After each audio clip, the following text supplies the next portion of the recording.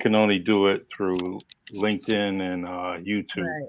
Well, I So kept typing it in, but for some reason it just I've been on StreamYard before, so I don't know. Maybe it's just the planets doing funky things, but we're yeah. here. We're All here. right. Okay. Let me let's just start over. I mean, there's like 20 minutes I gotta edit, but I'm gonna Yeah, leave it I'm as so is. sorry. No, no, it's not. That's easy. I'm just glad you're here. You know. Thank you. Thank you. You look great. Good to see you. You also. You also. The let's see. I just wanna give an intro, proper intro.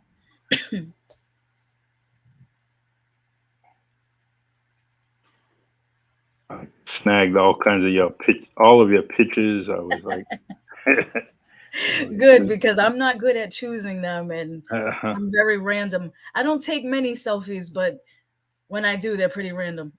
I understand. Let's see here. Um, no, I'm gonna go to your page.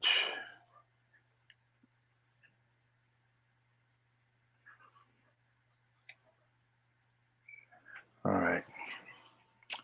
All right, everyone. Hopefully you're still there. You know, listening to us. We today's guest is Maia Livramento, aka Macy's Bakes, is a Lazy bake. self-taught baker, Yeah. mixed media artist, and poetess. She is also a grateful recovering alcoholic. Growing up and living in New Bedford, most of her life allowed her to build many personal and professional relationships, which she now uses as a foundation to help her community, especially those suffering from alcoholism and substance abuse.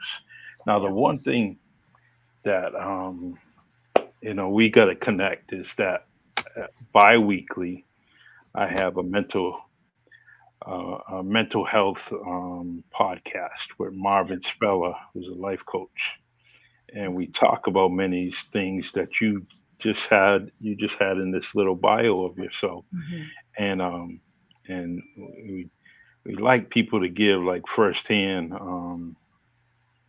experiences and also give out some help and some guidance for Absolutely. someone that may need it. So feel free. I would I love know I know your hands are full. Your mummy, your this, your that. You got many titles, and so I understand. So Yeah, the that's definitely right up my alley. I That's primarily what I like to do, and to keep myself healthy, to keep ourselves healthy, we give back.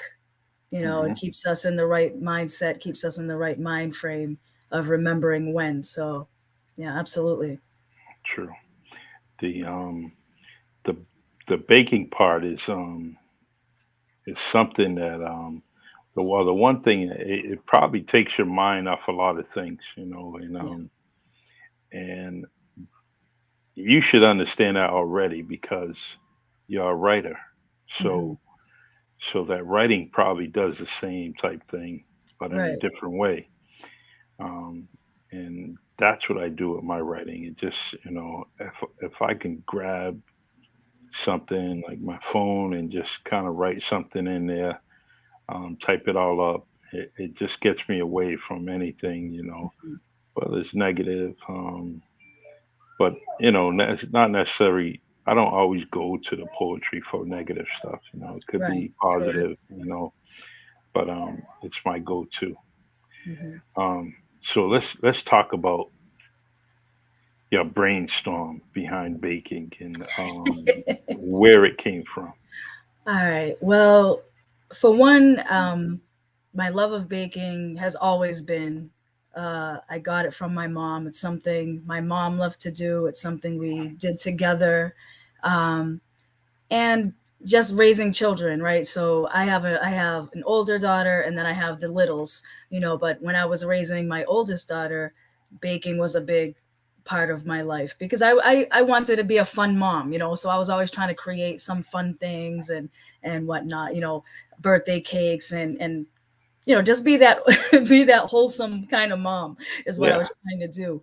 But when it got to the pandemic hitting, and which was kind of right at the peak of my own alcoholism, Hmm.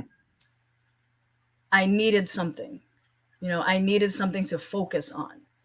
Okay. And I've been an artist for, I've been operating as a functional artist for a few Hmm. years, but I've been an artist, I guess, by nature my whole life. And I've always been trying to find a way to incorporate all my likes. I'm kind of all over the place.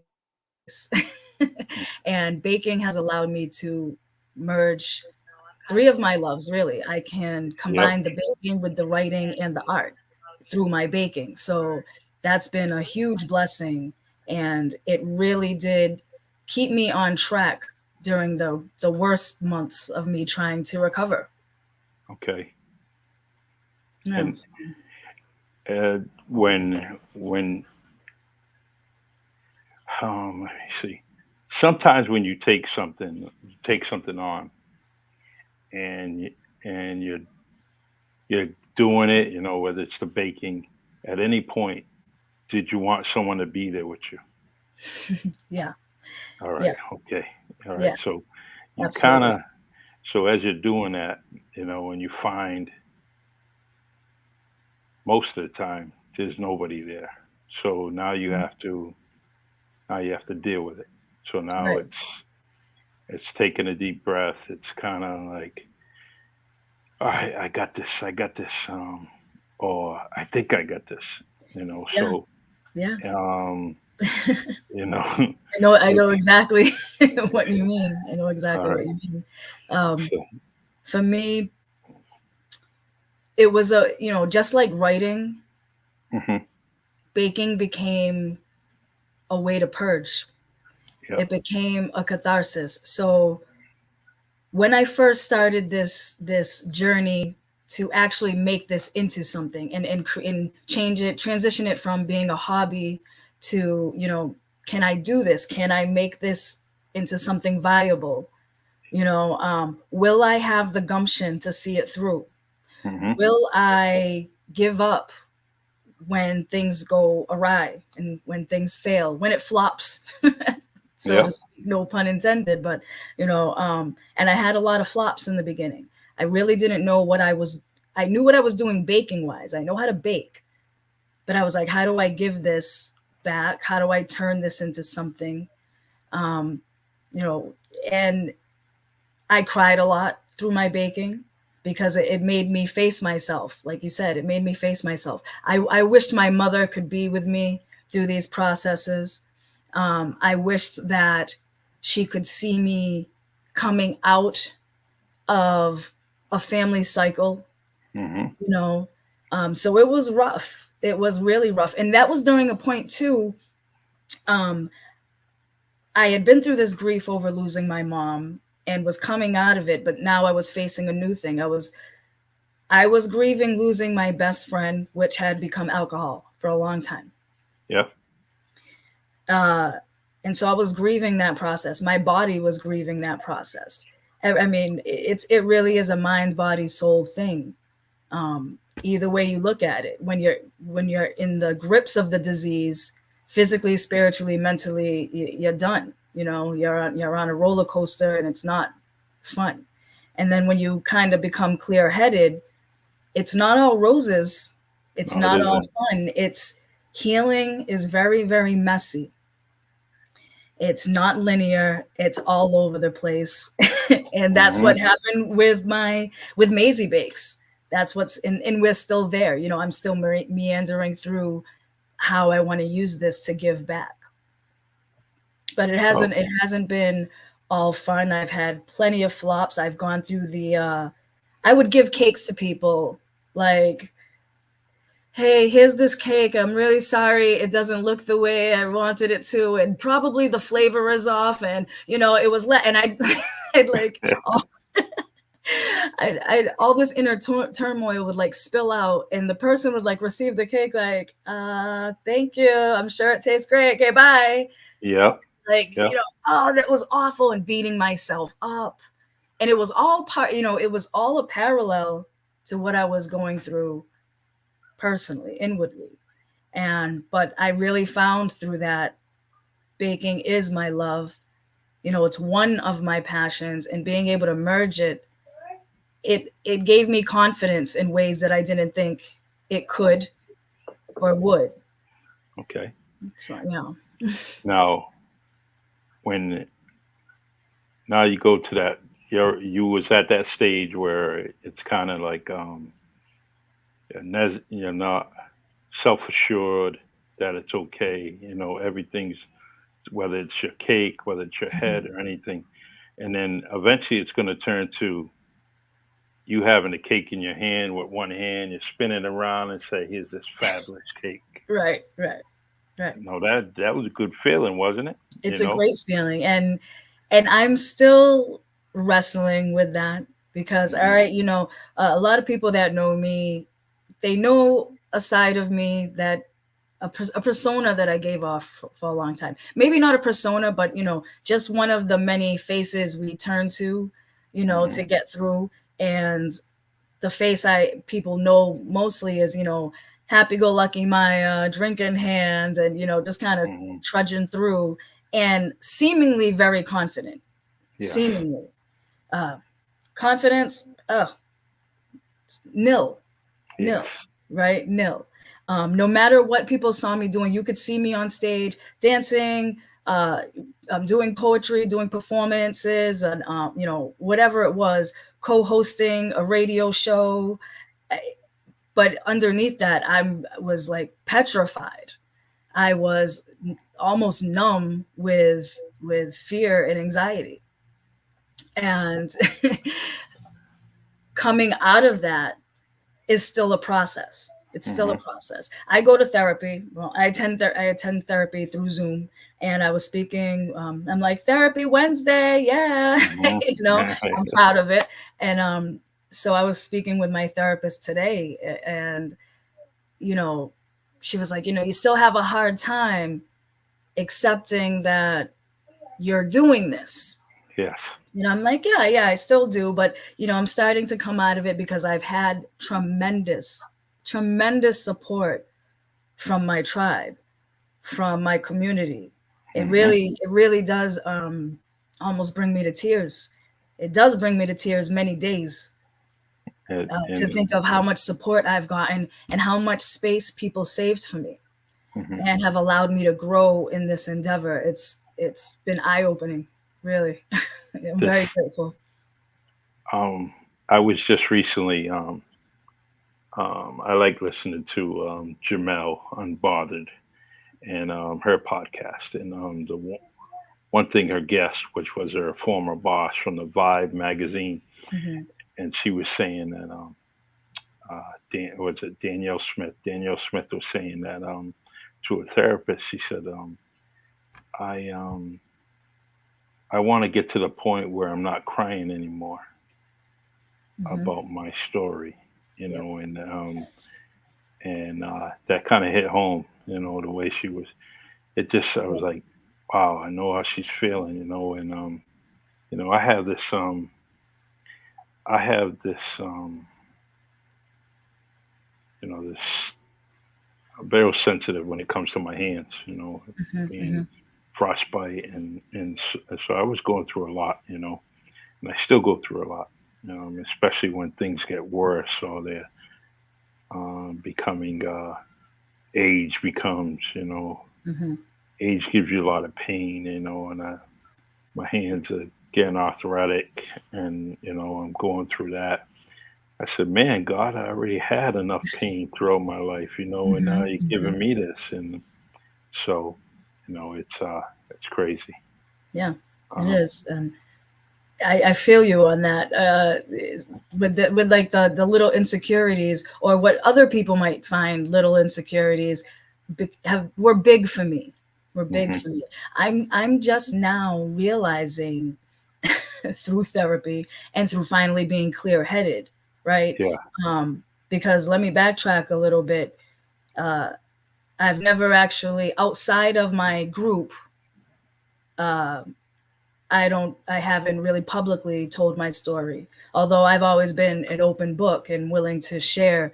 Um, People don't realize that number one, I was always an alcoholic Hmm. from the first drink, even though I didn't drink every day from that first drink. That first drink, I was an alcoholic. Yes. Um, so with that being said, I took my first drink at 12. Hmm. So basically, my mind grew up under the influence of alcohol. So all of my pre-adolescence and adolescence and into adulthood was in this fog. No matter what I was doing, going to school, getting good grades, then getting mediocre grades just enough to get by, but still, I'm smart, I'm working, going through all these things, and I'm getting jobs, and I'm functioning, right? I'm functioning Hmm. as a productive member of society, but I'm running away from things. So where we get to this point where I'm finally sober and clear-headed, I'm a lot of things have come up, and I'm looking at them through 44, almost 45-year-old eyes now, as opposed to 22, 25, 26-year-old eyes, Hmm. struggling to survive instead of thriving. You know, um, I'm looking at myself and I'm finding my character defects and I'm going, oh shit, oh snap. I had no idea, and Hmm. but and that's been the painful part of the process, but it's has been the most healing part of the process for me to finally be able to look at myself and say, boy, the ways in which I blocked my blessings, the ways in which I pigeonholed myself were all because I've never been a clear-headed person. So even spiritually and emotionally, I didn't grow up. Yeah. I didn't grow up properly. And I Hmm. never really learned who I was because there was always a mask to be put on at any given time. I had severe anxiety, um, traumas, like a lot of us, uh, and I was just floating through like people do, like we do. We just getting on with life. And I've finally been able to see, what I did, Hmm. how my thought process was, and where I am now, and that has translated, I believe, into a newfound confidence, a very newfound confidence, because it's a confidence I never had. And it Wow. can be bittersweet because as much as I have the confidence, there's a part of me that wants to be overly humble about it And too, right? and and knowing you all these years, that the uh the perception was that you had that confidence. The Mhm. perception was, I want to be confident like her. I want to read like her. I want to give the audience the power she's given them. Showing them. Um, Michael Sameo in the comment section says, life self care has many forms, and the ability to create is one such path. And that's true. Mhm. You have to create, and that's where, I mean, the creativity has always been there with you. Yeah, Um, absolutely. so as you go through everything, and being at your age now, and you reflect, what is the one thing that you think that you missed, or and that you finally have it now? Like, I think the thing that I missed was really surrounding confidence, right? I never really had an understanding that I was deserving of any dreams that I had. I had big dreams like everybody else. I was a kid with big dreams. I wanted to do this, I wanted to do that. I was extremely ambitious. In my younger days, I was known as, like, not maybe not the geek, but the nerd. uh, hmm. you know, um, I always had my nose in a book. Um, but yeah, I just the confidence to actually believe that I could attain the things that I was going for. So I danced for many years, and I wanted to become, this dancer or ballerina. I wanted to go to New York, but I lacked the confidence in believing that it was actually something that I could have, that Mm-hmm. I deserved it. And that has been key because, uh, so like the first several months of my sobriety, and I'd say about a good 9 months, um, it was crap. It was crap. Mm-hmm. I never sugarcoat it. I don't tell people, oh, I went into this and I was just like, hey, once I got rid of the withdrawal, I was fine and everything. Just no. Oh, it was like, well, now what? You Mm-hmm. know, now what? And I had to shake all that off, and it took about 9 months of me to even stop crying in my group meetings. And every week I'd be like, I'm not gonna cry. I'm not gonna cry. And then I'd find myself crying. But I also found myself purging a lot and being open and honest with myself in a way that I had never been. I had been open and honest with a lot of people on the outside. I would wear my heart on my sleeve, so to speak, as my mom used to say. Mm-hmm. But I was not honest with myself. I was Wow. not honest with myself in any way, shape, or form. And that's been key to finding my confidence, is getting honest with myself, recognizing what I thought were my limitations. And now I've been able to overcome those little by little. Well, one obstacles that I have may seem very mundane to some people, but for me, taking these little steps to put myself out there was huge. And because people had seen me do it before, they just thought, oh well, and I'm like, no, I'm literally throwing up before I'm going out there. I'm throwing up before I'm doing a radio show or doing some art. I'm sick. And Mm-hmm. how I combated that in the past was, well, let me just go sneak off over here and throw back a few of these nips and I'll be all right. I'm learning to be myself again and find my integrity within myself as a Mm-hmm. sober person. Very nice. It's very, uh, all I can say is that I'm hugely grateful. I'm hugely grateful. And, and that's great. I it's nice because if we get a small percentage of you, Mm. that it's just I don't. You're such a beautiful person, inside and out. So getting a small percentage of you is going to be someone's going to miss out on that opportunity to see you, and if you're kind of you know if you're not yourself, others need you. Whether it's Right. your family, your friends, you need yourself. Yeah. You need yourself to be dancing in that mirror and looking at yourself and saying, "All right, let's go. Yeah. Let's start this day. Let's start. Let's get going. And I got you. All right.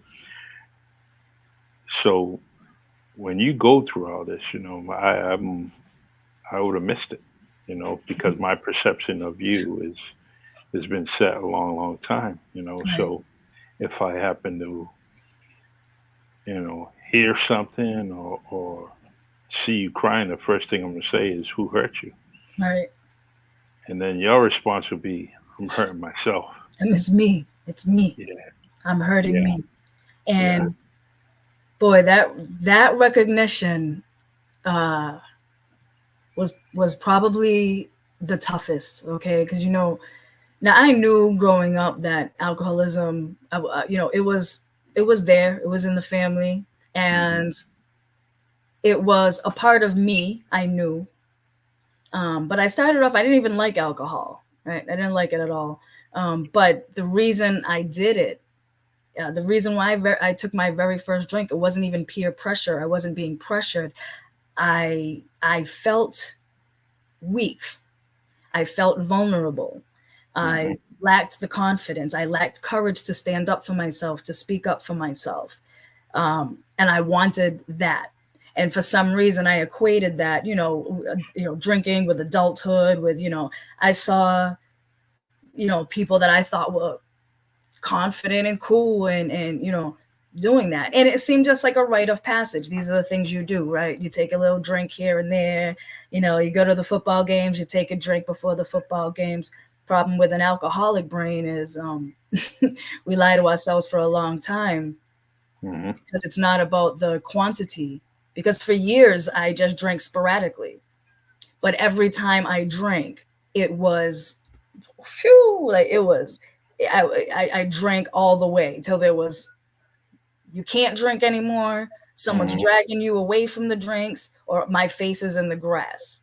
And Yeah. when I had to realize that, as a 43-year-old woman at the time, that, you know what?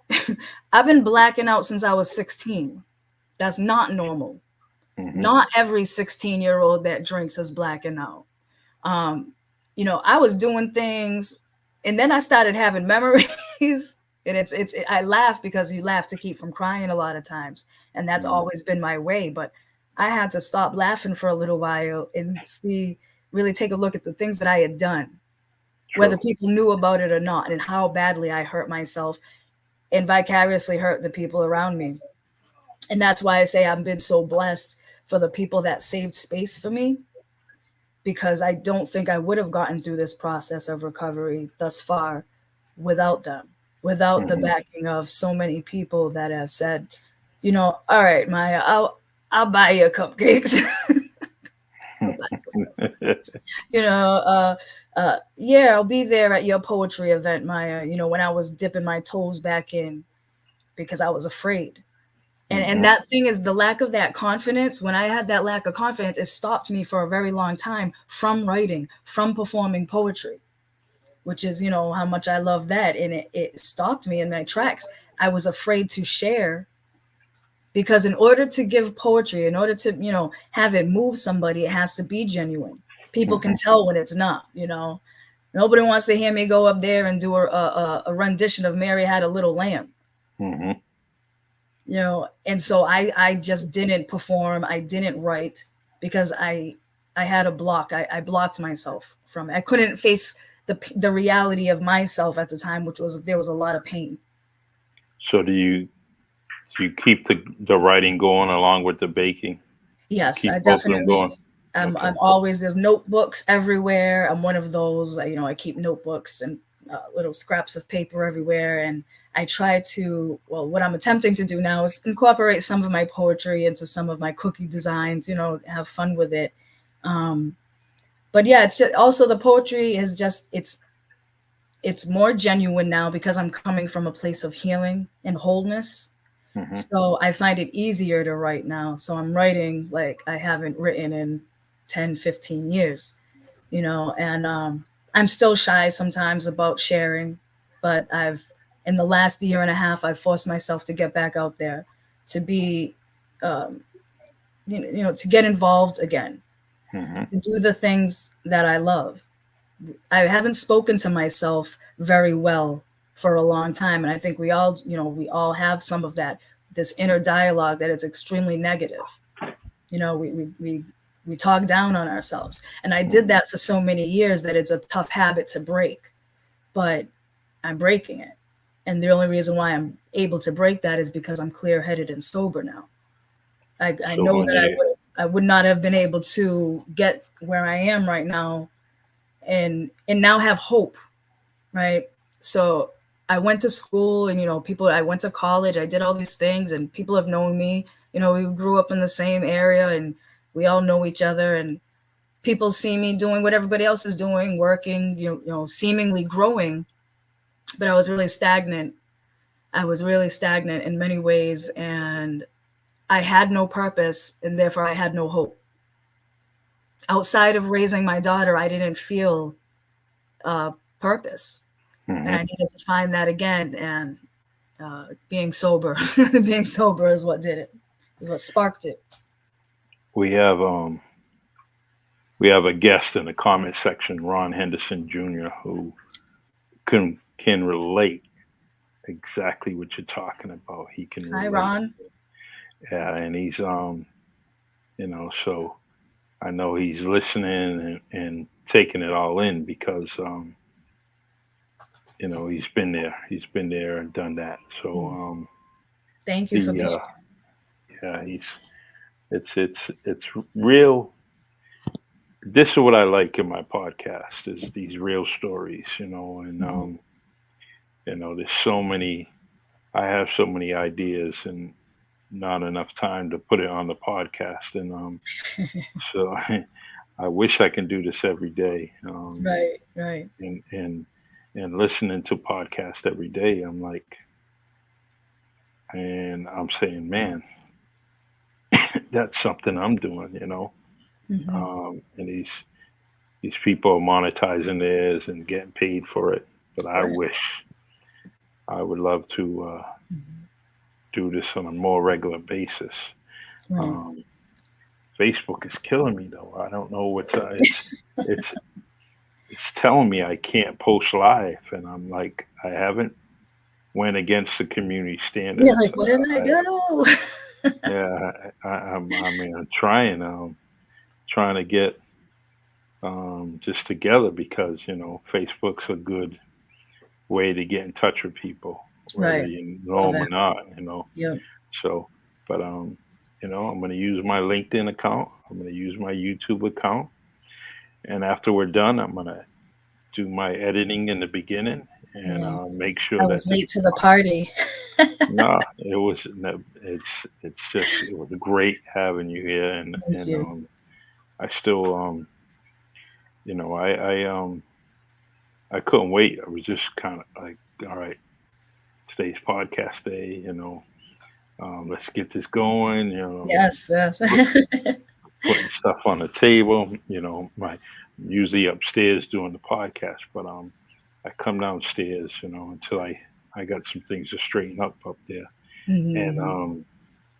so you put things out, you get things all squared away, and then I anticipate the story. I anticipate your story and what you're gonna say, what I don't know, and but we're gonna share some of these baking photos of your stuff, and My babies. yeah. My cake babies. So this is the logo. Yes, shout out to Eden Soars of Try Uh, Graphics. He I hooked taught that up. I taught him everything he knows. He definitely Uh, captured what I needed. yeah, Definitely. I love that. I love it. Love it. Um, this is very Yes. appealing. Yes, my little Mother's Day floral cupcakes. Hmm. Those actually little mini like three-tiered cakes they look like. Hmm. Trying to get a little fancy with it. Everybody likes something pretty. Yes, So. I love it. Let's see what's this here. Yeah, oh, the pie cookies. Hmm. Those are a big hit. Those are a big hit. I like making them. They're fun, they're cute. But Yep, yeah, we have the apple pie cookies, strawberry and blueberry and whatever flavor you can have a pie in, basically, I you can love turn it. into a cookie. So sky's the Very limit nice. there. That's very nice. Now this looks like Fruit Loops. Yes, my little fruit. That was a just for fun cake I recently did, just for the girls and I, just to have some fun. And I Hmm. had some leftover Fruit Loops. I was like, what can I do with these? Put it on a cake. Wow. Put it on a cake. Those are my Wow. little minis. I Yeah, specialize in minis. I love to do minis. yeah. Those are nice. They're good sell too. Thank you. Oh yeah, there's the cake monsters. Now Oreo cake monster. I'm gonna show you my favorite only because I know it has my favorite flavors in it. Oh, yeah, that's one of my favorites. I adore this cake. I think it's adorable, but yeah, the strawberry crunch cake. If you like Um, strawberry crunch, like the ice cream, hmm. this is what you want. And I make my crunch from scratch. Everything I do is from scratch. And again, not bragging, but that's what my goal was, to be a from scratch baker. I really wanted to bring it back and Hmm. keep it as natural as possible. So, yeah, this is my strawberry cake monster, my strawberry crunch cake monster. Yeah. Yeah, And I have I fun. I think have I fun. showed It's that been one. a learning process for sure. Definitely um, makes me want to go eat something. Which, all right, let me see. I've seen something else here. Oh yeah, that's another little mini. Hmm. That one is covered in fondant, I believe. That's Okay. cute. I do custom cakes, but every day I try to bake something and try to get fun and try to get creative. Just for my own mental health. Hmm. So that's where the merging my art and the baking comes together. So that was something fun I did just for springtime. Um, yeah, those are fun. I get a lot of orders for those It's good. More the merrier. in my cookies. Yeah. Now, Yeah. these have been a labor of love for sure because learning to do decorative cookies has been a process. I've always loved it. I used to always love to watch the videos. Anybody who does this professionally, I give them so much props because it's difficult. Hmm. It's difficult, but it's so much Sure fun. is. It's so much fun. So we're getting there. I'm still learning. And then, yeah, well, gotta have the goof on. Yeah. Yeah. Definitely. Definitely. Gotta have the goof on. I I, still haven't tried making it. I mean, it's something I got to do. You know. all right, we might have to have a bake off. Well, it's not Yeah. really baked, but Yeah. Yeah. I am not competing against you. Not even close. those are I pretty good. I do the traditional gufang and also well, some people like the banana is the traditional. The sweet potato is traditional. I'm a banana based gufang girl. For anyone that needs to know, if I'm yeah. making gufang, it's mostly gonna be banana based. But I do the sweet potato. I also do a blueberry gufang, a Hmm. strawberry gufang.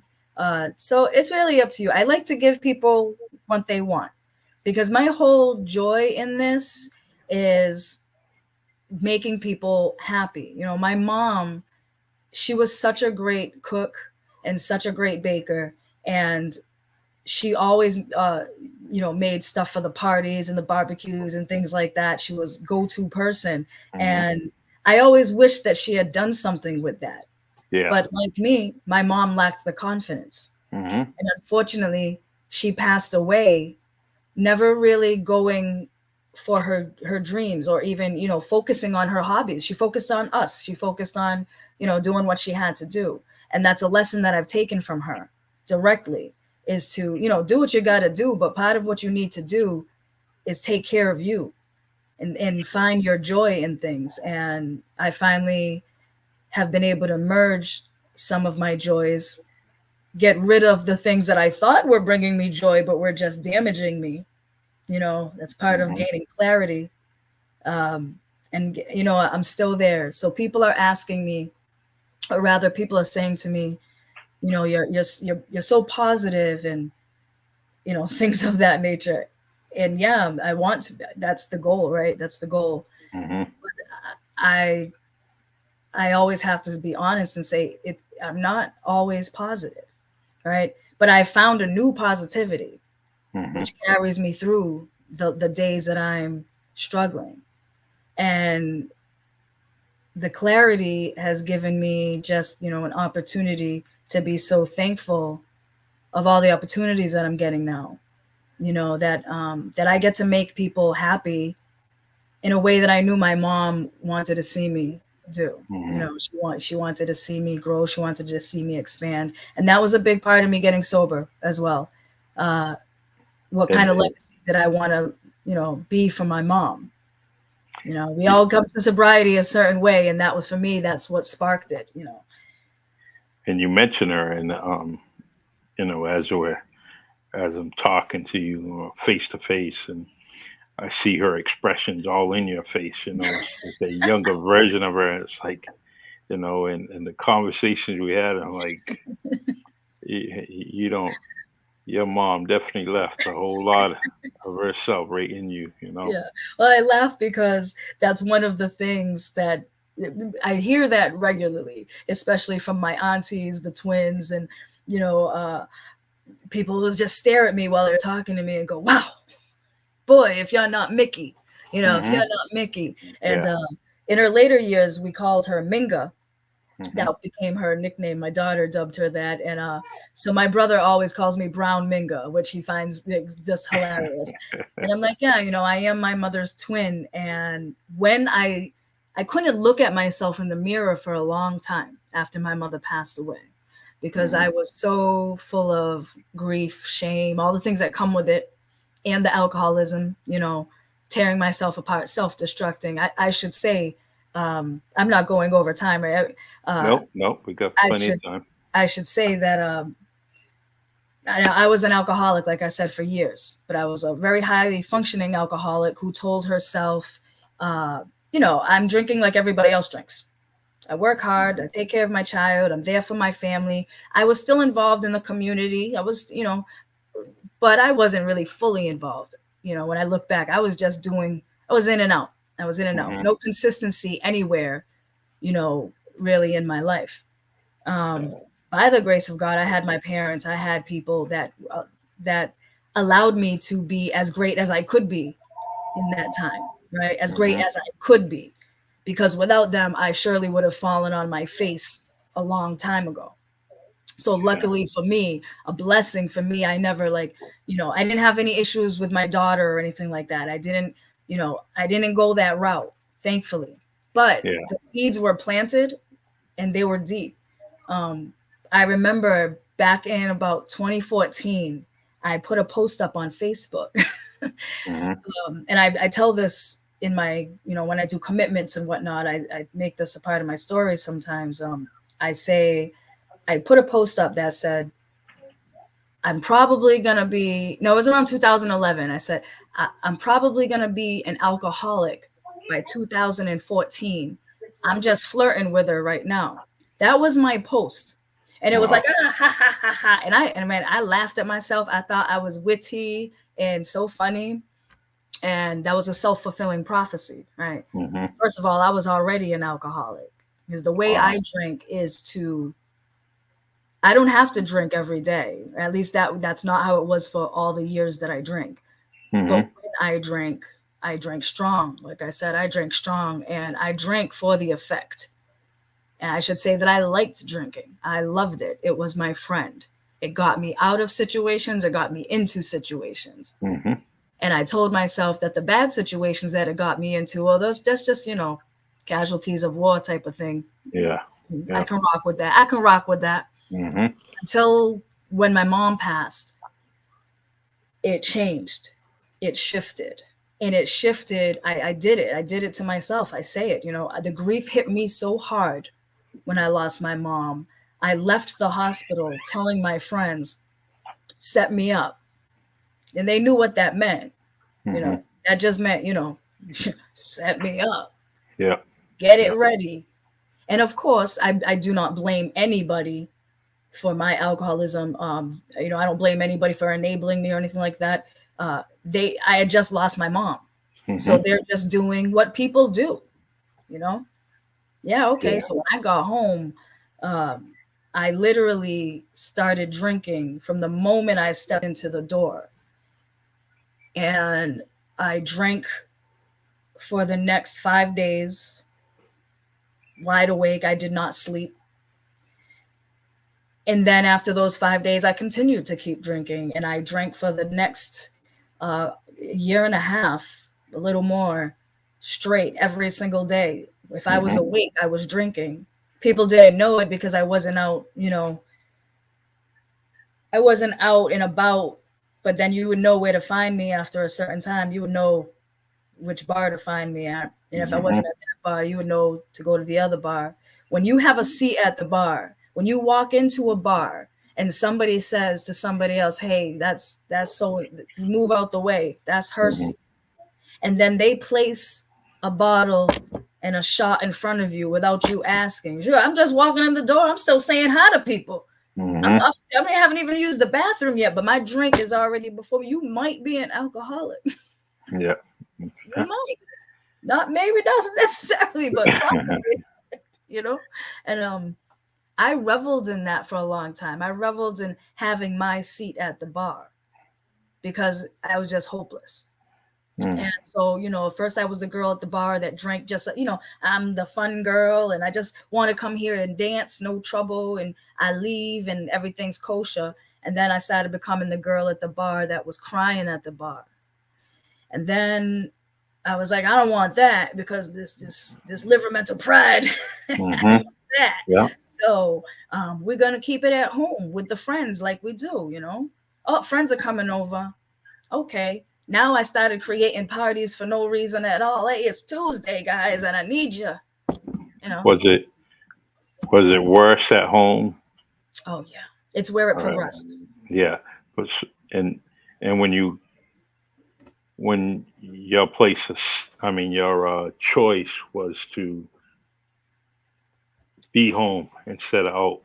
Yeah, Um, that must have been worse for you. it was so much Because, worse. yeah. So much worse. I mean, when you're out and about, you're forced to put on the facade. You're amongst people, so you can pretend easily when Mm-hmm. you're out in the crowd, and other alcoholics will bolster you.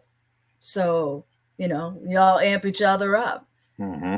get each other going. So, and then you walk away and when you're by yourself, first of all, there's the disgust of, have I started really doing this to myself?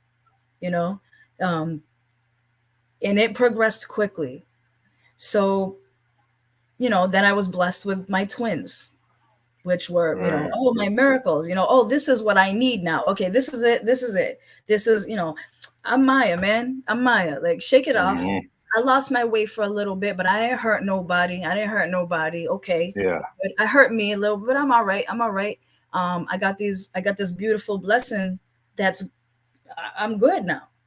I'll Mm-hmm. never go back to drinking the way I was because that was just circumstantial, right? It's circumstance. I still was in grave denial about the level of my alcoholism. Even though I had come to some terms with it, I still was like, maybe I'm not. Maybe if I just settle down for a little while, I'll go back to drinking like a normal human being. True. Uh, it took about 6 months after having my twins where I felt the pressures of everything come back because, right, I didn't leave myself. I hadn't healed anything. Mm-hmm. I had children. Yeah. And the postpartum kicked in, the pain, the C-section pain, going through breakup, all this stuff. I started going, I just faster now. Now I'm going down faster. And the minute I took my first drink after having the girls, which was like, oh, Maya, have a little bit of beer because it helps you with your milk production. And I was having a hell of a time, Mm-hmm. I was telling everybody before I had the babies, I never breastfed my oldest daughter. I'm just gonna like donate milk to everybody this time. Mm-hmm. I'm so Yeah. blessed. I'm gonna, and then I couldn't do it. I could barely produce, and it was really messing with my mental. I realized that it had also been because of my years of drinking and how I drank that I Mm-hmm. had really damaged my systems, Yes. and I was feeling super guilty. Someone said, hey, and I already knew this, but somebody said, hey, have a little beer. It helps with your milk production, which is true. Mm-hmm. And I remember hearing that, knowing that already, but hearing that and feeling like a click where I was like, I just got permission to drink. And there was something in the back of my mind that knew I was going to go back to drinking pretty regularly, pretty quickly. Mm-hmm. But I was saying, no, I'm just gonna have this little bit of beer. I'm Yeah. gonna help me. 2 weeks, and I was back at the store buying nips. Only now I'm hiding it. Um, a month or two later, I'm back at the bars, although not as much because I have the babies. But anytime I had like a few hours in a week, Mm-hmm. I don't go do self-care. I go do self-destruction. Yep. I go do self-destruction. And it got to the point where at the end, my kids were turning 1 and I had nips in my purse at their first birthday party. Wow. Yep. I should also mention that I want to mention back in 2009, um, my mother's middle sister, my aunt Carol, God rest her soul, passed away suddenly and tragically Hmm. uh, as a direct result of alcoholism. Wow. She walked home from her job where she was intoxicated, and they said, "Why don't you go home?" She had 2 weeks shy of her retirement. She was a fantastic person at her job, fantastic. But she was intoxicated that day. They said, "Why don't you go home? We'll cover for you. We'd hate you to get in trouble 2 weeks before Hmm. your retirement, lose your pension, lose, Yeah. home." And so she left, and on her way home, she bought more alcohol. And at some point, walking up her stairs, she fell down. She hit her head. She hit her face badly. She Hmm. never recovered. She never woke up.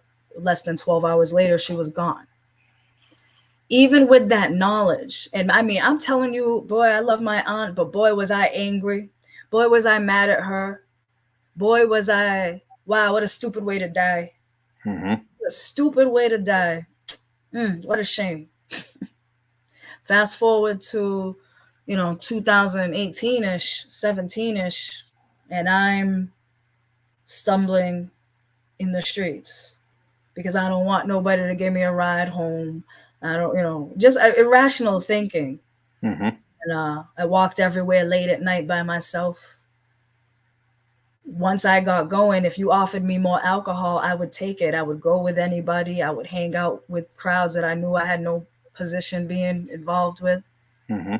just to run away from myself. It got really bad. And by the ends, when I was finally having my surrender moment, I realized that I was literally going to kill myself with alcohol. And it wasn't even, hopefully, I wasn't going to kill anybody or hurt anybody along the way, Hmm. but I was most definitely going to die a stupid death.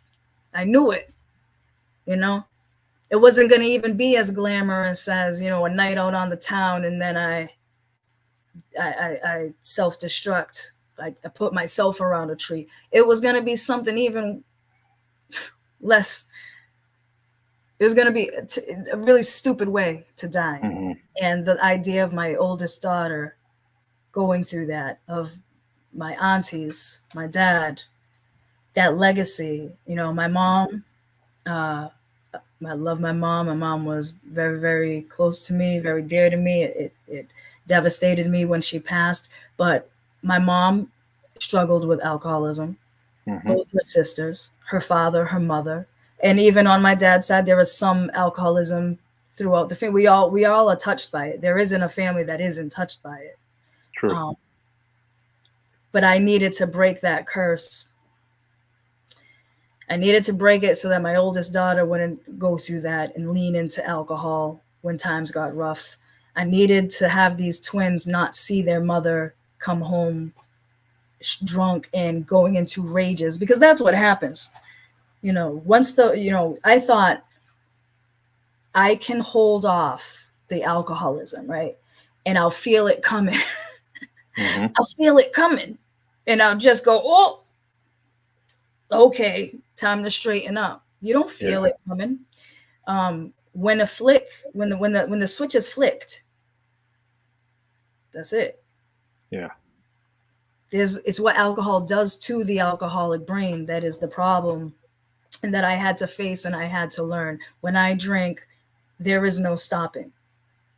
Period. There's no stopping. I'm going all the way. And it turned me into somebody I didn't want to be. It made me a lot harder than I needed to be. Too many masks having, to be put on a daily basis. Hmm. And clarity finally brought me to a place where I broke down so much that I broke open. And it sounds cliche, it sounds, I don't even mean to say it that way, but it's literally the truth. I allowed myself to finally be broken all the way down so that I could be broken open. And, when I had my surrender day back on December 12th, 2020, when I tell my story, I'm like, the day I decided to not go to the store and grab those nips with the $3 that I was gripping tight, Mhm. gripping them, like, do I go? Do I go? And I missed my opportunity to go to the store and grab those 3 nips, and I was devastated because I was like, what am I gonna do? How can I sleep? How can I face I can't, like, and my higher power literally opened up to me in a way that I never experienced in my life. Um, we grew up going to the same church, and all that. I love Mhm. my church, love my church. It's a family there, but I wasn't very much in tune with my source power, my God. Yep. I wasn't. I didn't have any kind of deep connection. I longed for it. I yearned for it. I tried to get it every which way I could. I was part of the groups. I danced. I sang in the choir. I went Mhm. to church.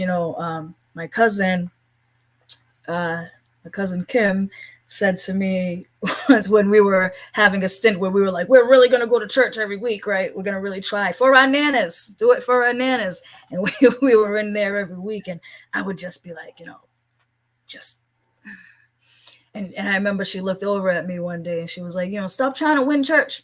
Mhm. Trying to win. You over there like, I was like, yeah, because I was striving, man. I was like, come on, God, come on. I never had that connection. And the day of my surrender, December 12th, 2020, I got that connection. It was not trumpets, lights, angels, cherubs, nothing, none of that. Oh, Mhm. I wish it was. It was ugly. It was ugly and dark. I was taken down a rabbit hole of misery and shame and resentment, Lord Jesus. Mhm. Yep. And I say that jokingly, but it wasn't a joke. I spent a good 12 hours standing up near my refrigerator just talking to my God. Mhm. So having my God, my higher power, my source, whatever you like to call them. And I say all kinds of things. Uh, I just was listening. And what I told the newcomer to sobriety is, no, it did not feel good. I didn't go, well, Lord Jesus, I don't think I need to have a drink no more. Thank you, God. Thank you. Oh, thank Mhm. you. Uh, I was like, okay, because I felt it. I knew my source had spoken to me. And now I was like, well, damn it. You Mhm. answered. Damn it, Lord, you answered. Now I got to, ooh, you tricky, you tricky. Now I got to really do this, huh? And I cried and I snotted out my nose and I was like, how, but how? Mhm. But no birthdays, baby showers, barbecue. What am I supposed to do? Who am I even without this alcohol? Who am I? Am I ever going to belly laugh again? Am I ever going to Mhm. be clever? Can I tell a joke? Lord, I suffer anxiety. Can I be around people? I thought my life was over. I was like, okay, so God, I'm going to listen to you, but I guess I'm just going to be Job now. You're just going to, just calamities and Mhm. misery because I can't drink. And I felt that way for months. But I believed that my God was with me this time and I had that connection. So I just kept plugging and I used social media to tell on myself. I kind of always have. I'm an open person, but Mhm. I knew the day that I decided that that was it, I needed to be sober. I took to Facebook and I told everybody because I am a prideful person. And I said, oh boy, if I don't tell on myself to everyone, if I only choose a certain few people, it's not going to work. Mhm. Because the year before, I had actually spoken to a few friends who may or may not be alcoholics themselves. It's not for me to judge, right? But I went to those people and I said, I think I'm an alcoholic. Yep. And their immediate responses were, no, no, you're not. No, you're not. Here, have a drink. Mhm. And Yep. I remember that time and the previous year, I remember thinking, wow, yeah, I am, and so are Mm-hmm. you. You know, because like, look, like, who's gonna tell you you're not? I'm telling you, I think I'm an alcoholic, and you're like, no, you're not. You're not. Here, take this drink. It was eye opening, but it still took me time. It took me time, and but once I got it, I knew that this alcohol was gonna kill me, and I went through. I should have gone through detox. I recommend anybody to go through detox. Uh, don't white knuckle it.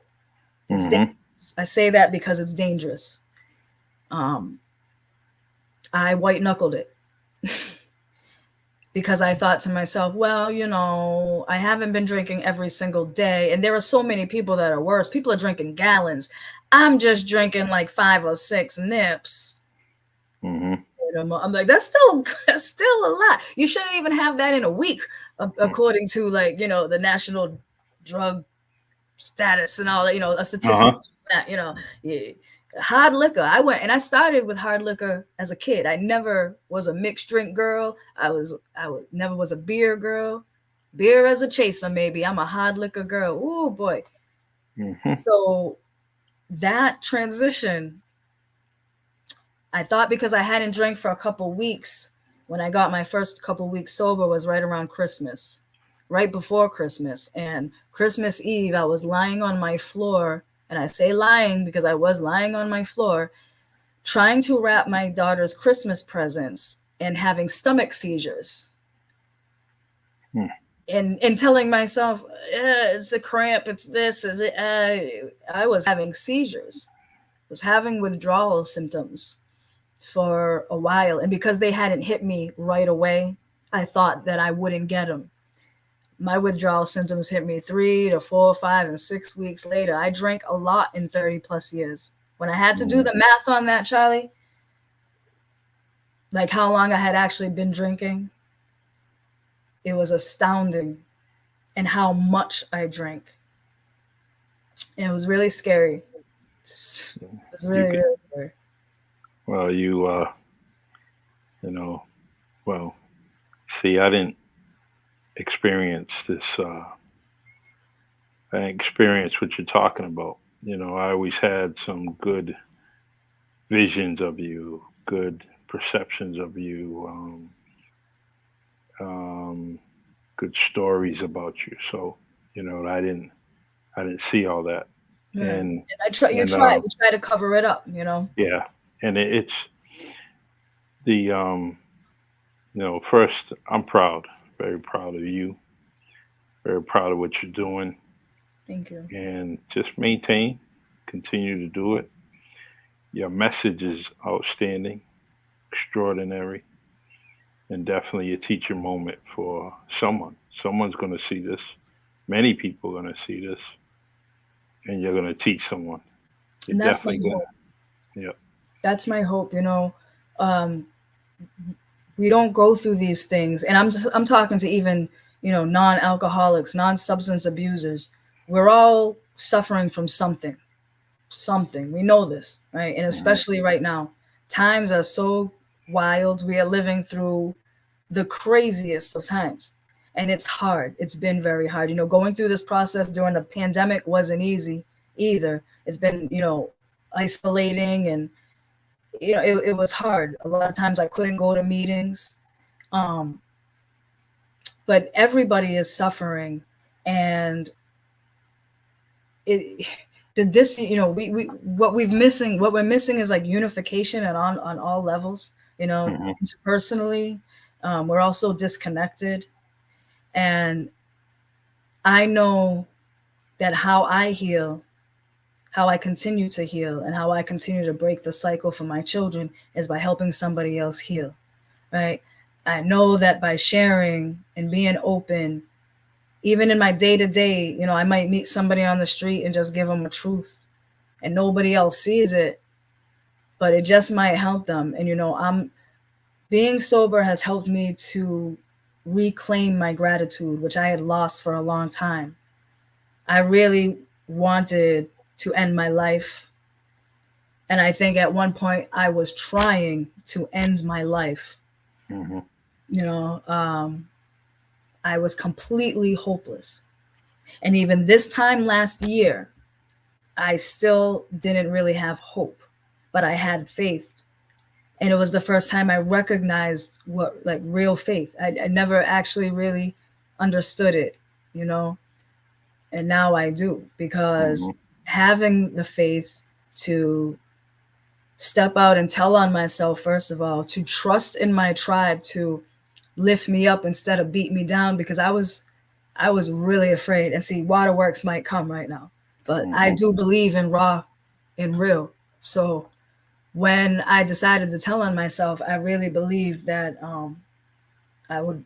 I knew I was going to lose some people, but I was really afraid of losing particular people and Hmm. losing, my funny. Like I said, am I clever? Am I witty? Can I, am I someone people even like?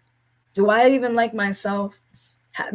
How am I going to function without alcohol since it's been my crutch Hmm. for so long, for so long? And people will ask because I'm willing to say, uh, alcohol was always my first choice. I did dabble in other substances. I never made them my thing. Thank God that wasn't me. It was my higher power. I never got hooked into anything else. But I had my moments of dabbling because alcohol for me is so strong that when the alcohol stops, if I'm in a place and you offer me anything else, I'm completely not. I'm not in control. Alcohol is always in control if it's in my system. Hmm. Period. Point blank. I created rifts in relationships that I cherished the most. Some I'm still trying to get back. Some I don't need back, but I still have to, internally make amends with some things.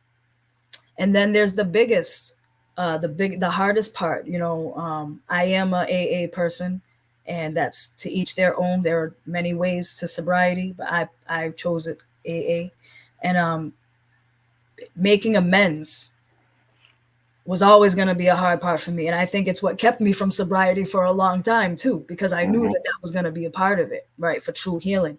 And by the time I decided to take this on, the one person that I really wanted to apologize to and make amends to is gone.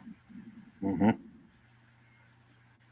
And I think I think he's definitely heard you, Yeah. felt it, Yeah. and you just keep on doing what you're doing, and we got to do this again. We definitely got Absolutely. to do this again, and Absolutely. we and I'll be placing an order soon. Yes. So Yes. and I might uh, just have to create a real Charlie podcast cookie. I like to create cookies for people just for fun, mm, especially people that have shown me support, just a way of just a little nod, to say thank you. So don't be all right, surprised. I have is we were talking about a Brazilian pastry that I want to send your way Okay. so you can do that. Um, Yes. it's a big hit, and I know you can do it. And I'm always up for a challenge. I love that. Please, like yeah, anytime, I always tell people, send me your ideas. I'm always willing to try something. I love experimenting and putting my twist on something. So yeah, please do. it's very simple. You can do it, and but I want to send it your way. And if you do put that on your your menu, it's definitely going to be something that All right. we will get on a regular basis. So, All right. I'll keep all that in right. mind. So Absolutely. I'll s- I'm I'll, ready. s- I'll send you the link and a YouTube video and that's it. But it's real Absolutely. simple. I liked it so much that we traveled up to Boston to go get some. Okay. Okay. So, All right. I'm curious now. I can't wait. I can't wait. uh, I'm excited. uh, no later than tomorrow, but I'll send it to you. All right, Sounds good. Sounds good. Maya. Thank you so You're much. so welcome. Thank you for having me. I really do appreciate it. All right. Thank you for being a great guest. Great story. And Thank you. let's do this again before the Yes, summer's over. All right. I look forward to it. I look forward to it. Thank you. All right. Thank you. Love you. Love you. All right. All right, everyone. Great guest. Great story with a whole lot of stuff into it, a whole lot of substance, a whole lot of love, life, experiences, and that's what I'm talking about. That's what I try to put on the Really Charlie podcast. Is some real things, and I also want to give her flowers while she is standing, um, and we're going to continue to support her. And you've seen those great pastries, cakes, everything that she has. She's doing a marvelous job. So I'm going to continue to blast that on the Really Charlie podcast group and go from there. All right, everyone. Thanks for joining me. And I'm going to be editing this and putting it on Spotify. Um, this video is outstanding. I'm going to leave it as is. But the audio, I'm going to definitely touch up and put it on Spotify by the end of the night. Thank you for joining me, and God bless. Let's see.